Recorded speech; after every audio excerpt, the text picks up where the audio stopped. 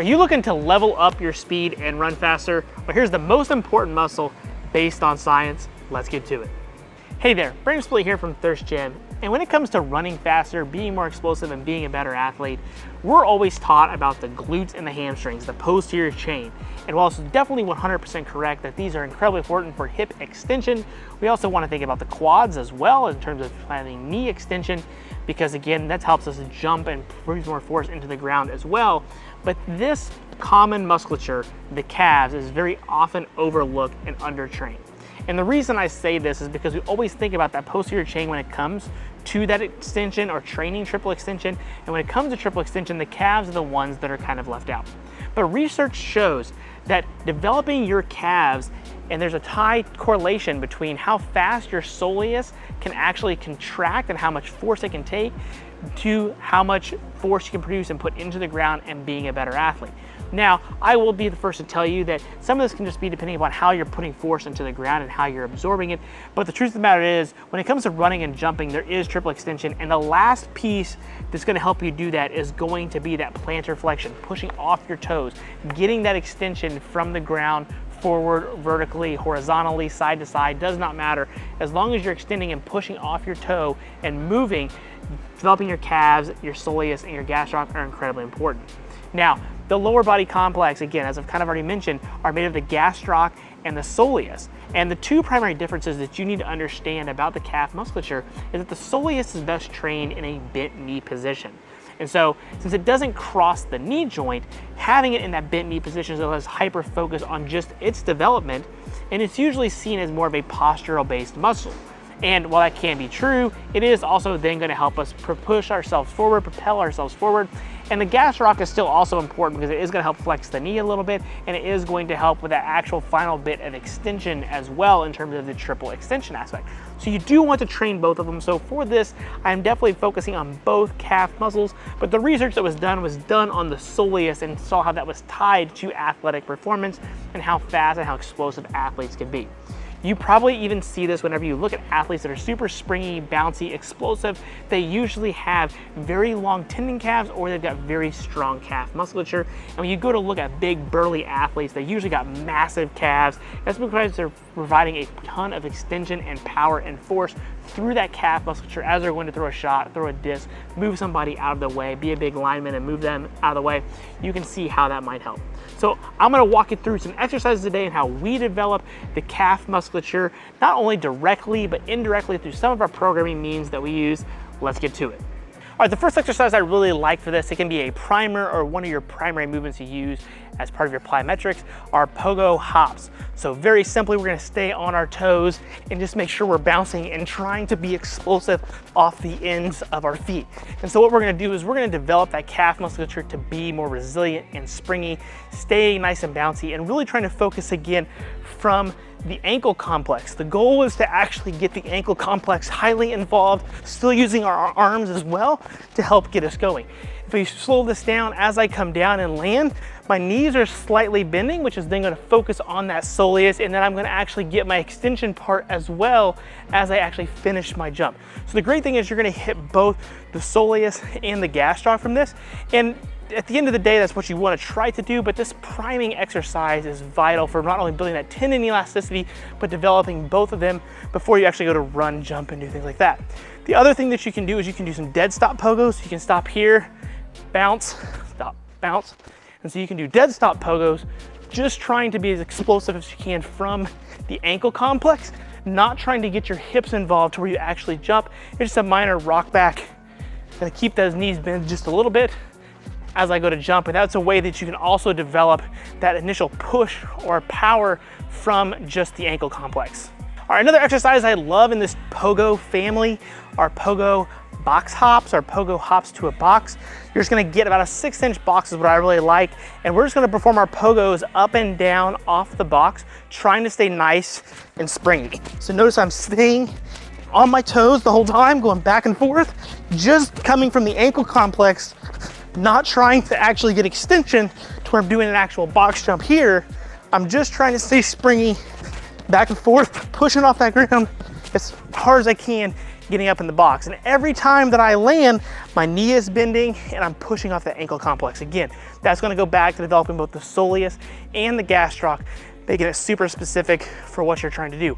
Regardless of what kind of pogos you're doing, I really like these anywhere from 10 to 20 seconds, trying to be as explosive and powerful as I can just from the ankle. Our next exercise I really love is what I like to call a propulsive lunge. You're gonna need a low box, doesn't need to be super high. Hip's gonna be around 90 degrees. You're gonna take a weight, I really like a kettlebell. It's pretty comfortable to me, but you can use a dumbbell or anything like that. And then what we're gonna do is we're gonna be in a staggered position like we're getting ready to run. I'm gonna take this kettlebell from my pocket, and what I'm gonna do is I'm gonna bring and rip this across my body, and as I do that, my leg is also going to come up to the box here. So my back stance like I move from here, boom, and come across. So here, and the reason I like this, helps push us forward, but the key thing here is the back leg. Notice the extension that I'm on here with that back leg. As I go to do that, I'll also do it from here. So if I come here, boom. Notice that I'm in that extended position. Knee is slightly bent, just like running and sprinting. So I'm getting that extension just from the ankle, and I'm helping move my body forward in space. This is a great exercise to pair with your pogos because then this can translate into your sprinting aspect without actually doing direct sprint drills. So these can both be preparatory based exercises to get you ready to jump and sprint, but also develop that calf musculature exactly as you need to be faster. So my recommendation here is to do about 3 to 5 reps on each side, really making sure that whenever you start from that staggered position and you come across, you're owning that position, and make sure you're feeling your toe push into that ground as you go to do the exercise. The other option that we have here is doing a sandbag clean to that propulsive lunge. And so what's nice here is we're gonna get the extension from the hips, and then we're gonna catch the sandbag and put us in that propulsive lunge position. So from here, I'm gonna start with my knees slightly bent, extend, pull, roll under, catch, move myself forward. Here. So notice I'm still in that extended position here off the back leg, still focusing on getting that big push as I go to hit each rep. So again, here, making sure I'm getting that quality push, knee is slightly bent as I'm in that catch position, and then that's gonna again help push me forward, prepare that complex, and then do things to help me in terms of my triple extension from a unilateral perspective to be faster and sprint faster. All right, the next exercise that I love is a heavy prowler or sled push. Now, this is also great for developing the lower body strength in general, but when you're pushing up on your toes and doing a high prowler push, or what we like to call prowler marching, so we're actually trying to drive that leg up hard and push down just as hard through our toes, through the balls of our feet, and getting a quality push, because that's what we're going to do when we go to sprint and run. So you're just gonna take your regular prowler here, or sled, whatever you have, you're gonna march and push that in there and try to move just from the marching aspect. Notice I'm not trying to come here and pull myself through. All I'm trying to do is drive that knee up and push it back down as hard as I can. And as you slow that down, you can tell as I go to push, my knee is slightly bent. It's gonna focus on that soleus. And as I come here and extend, then I'm gonna get the next one involved. So in slow motion, you can see how that's gonna directly target my calves, but then also aid my sprint mechanics in terms of moving faster. With marching, if we're gonna do this on the heavy end, I like doing this for about 10 yards, really trying to be explosive and popping and pushing as much as we can. There's also great tendon work for your athletes to prep them for hard seasons that are coming, because they are gonna be running, jumping, doing a lot of things. This is a great way to put a high amount of force into those Achilles, into that calf musculature in a safe manner, but also getting faster with that forward lean angle, that knee drive to the front side mechanics, and then also developing the calves as well. So again, about 10 yards for 3 to 5 sets. It's trying to stay explosive to us. This isn't the heaviest weight that you can do, but it is relatively heavy. It's gonna take some effort to actually move that sled forward. All right, now we're gonna move on to 2 supplemental or accessory exercises just for the calves. Those other exercises are things that you're gonna do athletically. These are gonna be a little bit more isolated. So I'm gonna use my pit shark here. I'm gonna be on the edge, but we can do these supported or unsupported, okay? So the first would just be supported, holding on, getting a big stretch here, all the way up, good squeeze, and coming back down.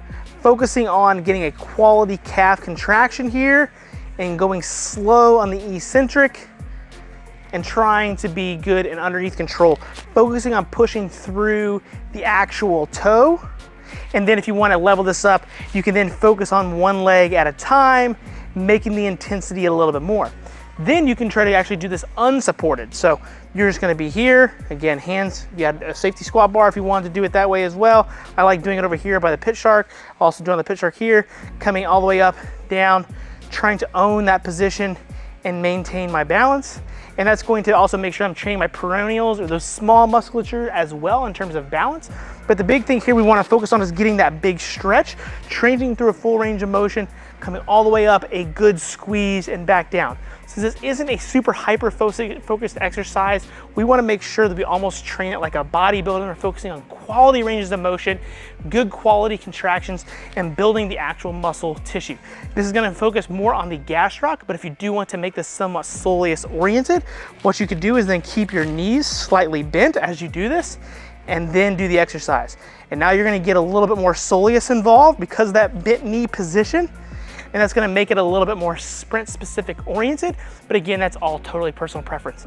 For this, I really like doing this until I feel a quality burn. So 10 to 20 reps, really focusing on things, making sure the athletes are again getting that full range of motion, full stretch, full contraction at the top. All right, the final exercise I like is a split squat calf raise. So from here, you're gonna be in a split squat position. Front foot is elevated on something, and we're gonna get in our split stance or split squat position. And I'm gonna start from this stretch position, come all the way up and back down. So notice here that my whole body isn't moving. I'm just moving the calf musculature. I don't wanna raise like this. Keep my body nice and low, focusing on getting all the way up, feeling that soleus, and coming back down. So this is obviously more soleus oriented, but you're also getting some isometric work here on the back side from holding that position in that toe off position. So you can tell I'm already starting to shake, and then I'm gonna move sides, and same thing here, split squat position, all the way up and back down. So what I like to do here is about 10 to 15 reps per side. And then if they happen to be in season, pull those reps down just a little bit.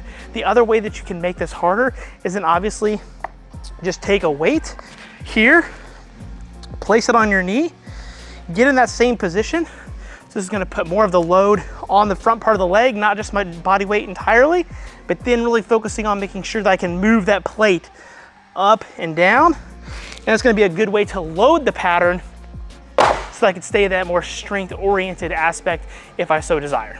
All right, that wraps up today's video in terms of the most important musculature that you're probably not training to be faster, and that is the soleus, and at the end of the day, also just the gastroc and calf complex itself. But the soleus is the one that, again, is researched. I wanna make sure I'm very clear here that you shouldn't just do calf exercises to be faster and be more explosive. You still need to train the whole lower body, especially your glutes, your quads, and your hamstrings to be a big, fast athlete. I'm sure as you notice, when you look at the fastest athletes around the world, their wheels are huge. Not only can they move fast, they've got a good appreciable amount of size, they are lean, and their whole lower body complex is just synced together and highly developed. So when you're doing this, make sure you're just focusing on the calves in terms of a lot of your preparatory stuff, and that you're still feeling those musculature work while you're doing the exercise, like your speed and explosive based work that I talked about here today. And then you can add in those accessory exercises on the back end if you feel that that's an area that's holding you back from being a better athlete. If you haven't liked today's video, do me a favor, smash that like button, leave me a comment, I'd really appreciate it, and I'll see you at the next video.